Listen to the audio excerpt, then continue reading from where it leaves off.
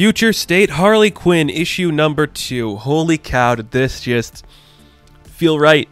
It felt really right. This is the Harley Quinn book we're getting. Man, I love it. So I have said before, Stephanie Phillips is one of my favorite writers currently in comic books, if not my favorite. I've loved everything she's worked on. I was super excited when they announced she was going to be doing the ongoing Harley Quinn book. But before that, we got a little taste, just a little taste of what she's going to be doing in that book with a thing here called Future State. And wow, is this fun. This was fun. So I like that a lot. I also think that Stephanie Phillips just recently got her PhD in philosophy. Is that correct? I think I saw that on her Twitter or Instagram. Like, good for her. Congratulations on that. I can't wait to see what you do with an actual, like, licensed psychiatrist character here in comic books. So that was fun. So we open up this book. We see that there's some wealthy businessmen talking about how they got Professor Pig, and these people are obviously working for the magistrate. But the guy who's spitting his mouth is starting to like choke, and he feels something coming up. And we see that Roman Sionis, the Black Mask, has appeared in the room. He's like, dude, you're going to be fine. You really think I'd kill you with poison? Not my style, bro. If I were to kill you, you'd feel all the pain instantly. I'm just here to tell you that I don't appreciate like the magistrate taking some of my money that I made, funneling it to you guys, and thinking that you have money from my account. That's not what I like, so deal with that. So he kills the man, and in come our doctors, you know, our Hannibal Lecter type, which somebody compared the Jonathan Crane and Harley Quinn relationship to Hannibal. Very, yeah, I can see it completely, you know, the detective type and like the serial killer type working together. I can see that completely.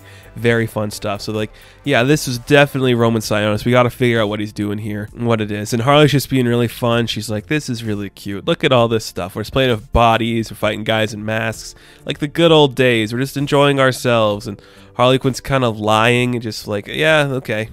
This is fun. I want to do more. But she finds a black mask just on the ground, and this gives her the idea that, you know, when Joker was running his operations, like, we used a bunch of clown masks, and those are very expensive, and there's only one manufacturer of masks in Gotham City that would like supply that much for us a lot. So chances are Sionis is bulking up on his masks too, so we should go there and see what's going on. So they go to like the manufacturer, they send in a bunch of like sentry like suits and stuff, and some people that work for the magistrate. They're all taken down. They're like running out. They see that Crane and Harley Quinn are outside. Like, what did you do? Did you set us up? And we get like a hologram of Sionis like, good job for you, Crane. I'm surprised you managed to figure this all out. But then again, I'd imagine it was Harley Quinn who figured this all out, and she's probably the one that led you here. So you should be thanking her. She really set this up for you. And it's like, okay, so that's really, it's such a cool, okay. I'm kind of stuttering over here just because I'm like looking at the pages. Simone Demio's artwork is fantastic. He really knows how to create a beautiful piece. I'm just like, this is a really cool idea. The more I sit here and I'm looking at the book while I'm talking about it, I'm just like, I really like this. It's so interesting to see this portrayal of Jonathan Crane, because he's kind of a main character in this book too, which I don't think a lot of people were expecting, like Jonathan Crane to be like one of these main players in this kind of a story. So this idea comes into play that in order to really get like a meeting set up with Sionis, that Crane has to put on his Scarecrow mask again in order to do things. So he starts to like really ponder the idea of and the implications of putting the mask back on and what it's going to mean to do so. But to defeat him, he has to, so he decides, I'll do it, damn it, I'm going to do it, and he puts it back on.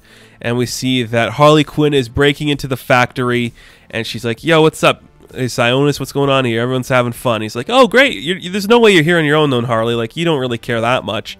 I'd imagine that Jonathan Crane's around here somewhere. And we see that Crane emerges from the shadows, and he's releasing some toxin into the air, affecting all of Sionis' men. And you're just like, that's cool.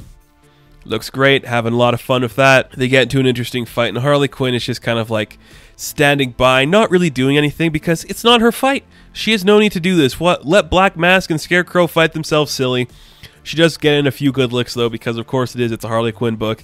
But it's like everything's going to come out on top, and she's okay with the way everything's handling. She doesn't really care if Sionis goes under. She doesn't really care what happens to Jonathan Crane. So we kind of cut back to the magistrate finding them all, and Crane's kind of like taking the mask off. He's trying to get back to his senses, like, where's Sionis? What are they doing to him?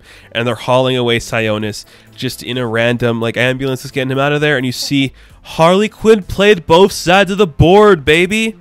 She set this all up to happen. Crane's out of the picture. They're going to take Crane down because he became a mask again. Everything that the magistrate's against, he became. Sionis is gone. Harley Quinn doesn't wear a mask, so she's just able to walk away and be free of everything. And you're like, that's really fun. What a cool and interesting angle that I wasn't expecting from this book. She just drops off the Scarecrow mask, throws it into a dumpster, and she's just like, you know, I never really liked masks. And you're like, fun. That is really cool. What a brilliant, just brilliant piece of writing. It's just so well made. You know, the line work on the design for every character is amazing. Like I said, Simone DeMille's artwork is so gorgeous to look at. I could watch it for days. He's also doing You Only Find Them When They're Dead. And it looks so good. And Phillips's writing is just phenomenal. I love this story of the meticulous Harley Quinn who's playing the character of like the silly girl, the silly clown girl who's like making jokes, like making silly songs, just having a good time with everything, but is secretly undermining the events of every single man in the story. Oh, it's brilliant. Absolutely fantastic, and a really interesting development for that character. That, yes, a Harley Quinn in a future state, no pun intended, would act like this if Gotham was being controlled by these people who don't like masks or vigilantes. Sionis was acting like a dick all the time. Crane's like, I need you to become my Hannibal Lecter. Of course, Harley Quinn would set them all up to get themselves in trouble and fail, and just walk away unscathed by the actions. I think that is so inherently brilliant, so creative, and so fun. When you put that all together with brilliant writing and a really nice understanding of the character of Harley Quinn, mixed with the fantastical animated style of Simone DeMille's artwork, you get a truly brilliant masterpiece that is damn worth your time, and something that I'm very excited to see going down the line.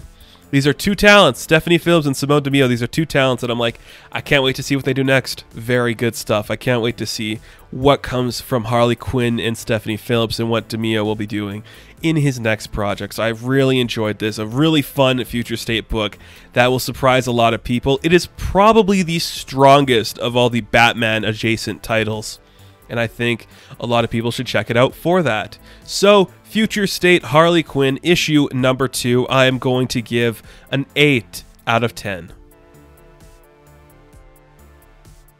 Now, thank you guys so much for watching this review. Be sure to like and subscribe to the channel.